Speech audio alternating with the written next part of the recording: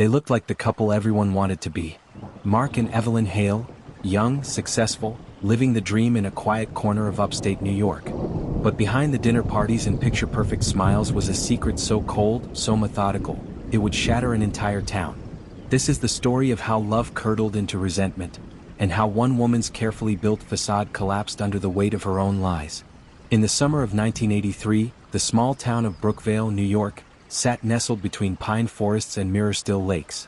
It was the kind of place where nothing bad ever happened, until the Hales moved in.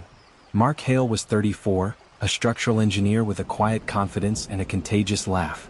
Evelyn was 2 years younger, elegant, charming, and known for her taste in fashion that seemed lifted from the glossy pages of Vogue. They met in college in the late 70s, married soon after, and bought a colonial-style home just outside town. Neighbors called them the Golden Couple. Mark mowed his lawn every Saturday.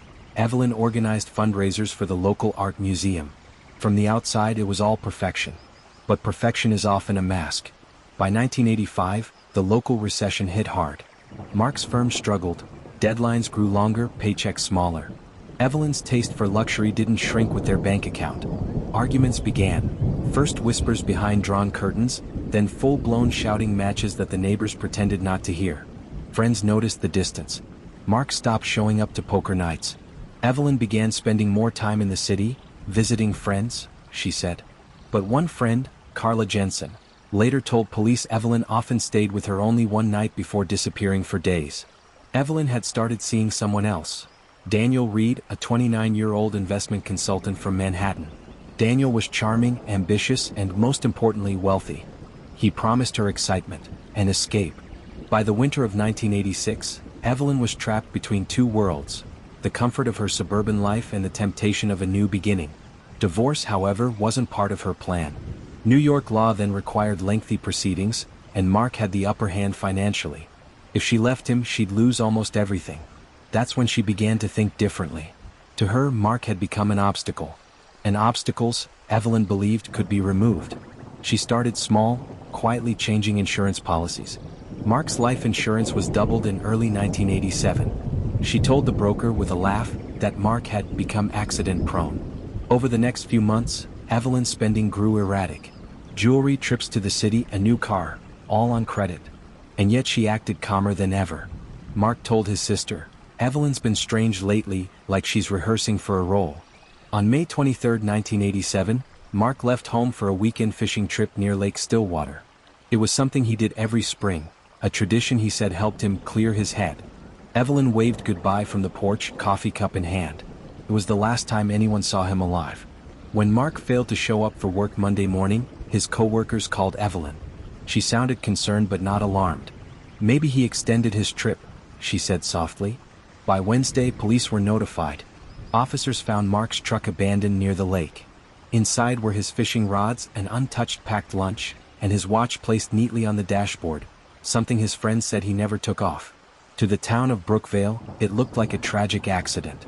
A man lost in the woods, perhaps drowned. But detectives noticed the oddities. No signs of a struggle, no overturned boat, and no footprints leading to the water. It was as if Mark had vanished into thin air. At first, Evelyn played the role of the grieving wife perfectly. She cried at press conferences, clutched Mark's photograph, and thanked volunteers who searched the forest for weeks. But her performance began to crack. Detective Harold Linney, a veteran of the county sheriff's department, noticed Evelyn's tears often stopped the moment cameras turned off. When asked for details of Mark's trip, she stumbled. She couldn't recall when he left, what he wore, or even what time he said he'd be home. Then came the phone records. In the days before Mark's disappearance, Evelyn had made multiple calls to a payphone in Manhattan. Detectives traced the number. It belonged to Daniel Reed.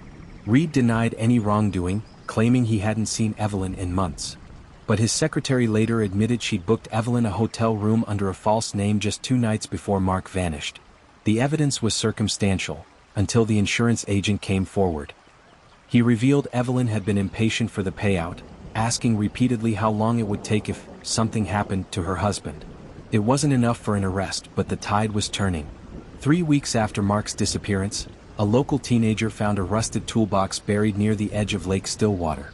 Inside were 2 items: Mark's wedding ring and a small vial of antifreeze. The label bore Evelyn's handwriting. Forensics confirmed the ring belonged to Mark, but no remains were found. Detectives turned their attention to Evelyn's car. A search warrant revealed traces of a sweet-smelling residue in the trunk, the same compound found in the antifreeze vial.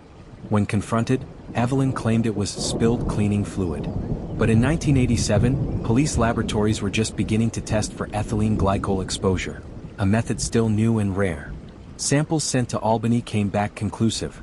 The trunk contained high concentrations of the same chemical. Investigators believed Evelyn had poisoned Mark slowly over several weeks, making him ill enough to appear exhausted before his trip.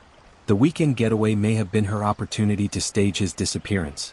In October 1987, 5 months after Mark vanished, Evelyn Hale was arrested at her home. News cameras swarmed the front yard. Neighbors who once admired her now whispered from behind their curtains. Evelyn maintained her innocence. She told reporters, "I loved my husband. I've lost everything." But the mask had slipped. The calm, composed socialite was gone, replaced by someone cold, defiant, and eerily detached. Without a body, prosecutors faced a challenge. They relied on motive, circumstantial evidence, and the mounting inconsistencies in Evelyn's statements. Daniel Reed, under pressure, confessed to helping her dispose of evidence after an accident.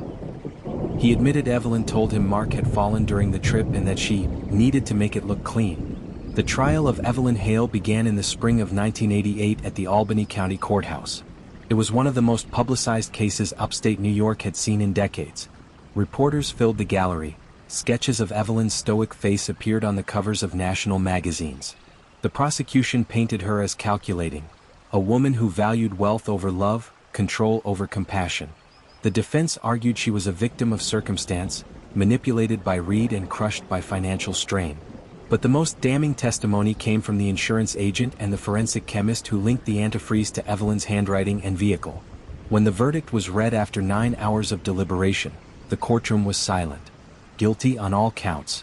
Evelyn Hale was sentenced to life imprisonment without parole. Daniel Reed received 20 years for his role in concealing the crime. Mark's body was never recovered, but the community built a small memorial by Lake Stillwater, a wooden bench overlooking the water he once loved. Every year on the anniversary of his disappearance, his sister leaves a single white rose there. Evelyn remains incarcerated at Bedford Hills Correctional Facility. In rare interviews, she still insists she was framed. She speaks softly, often referring to Mark in the present tense, as if time stopped the moment she waved from that porch. Detective Linney retired soon after the case, telling a journalist, "Justice doesn't always mean closure. Sometimes it just means the lies finally stopped." The story of Evelyn and Mark Hale is a reminder of how fragile appearances can be.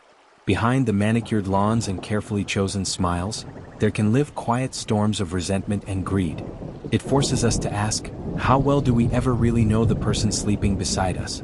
Love can heal, but when twisted by control and entitlement, it becomes something else entirely, something capable of unspeakable betrayal. As decades pass, Brookvale has rebuilt its peace. The lake is calm again. But for those who remember, the reflection on that still water is never just water. It's a mirror of what happens when trust dies quietly, long before a person does.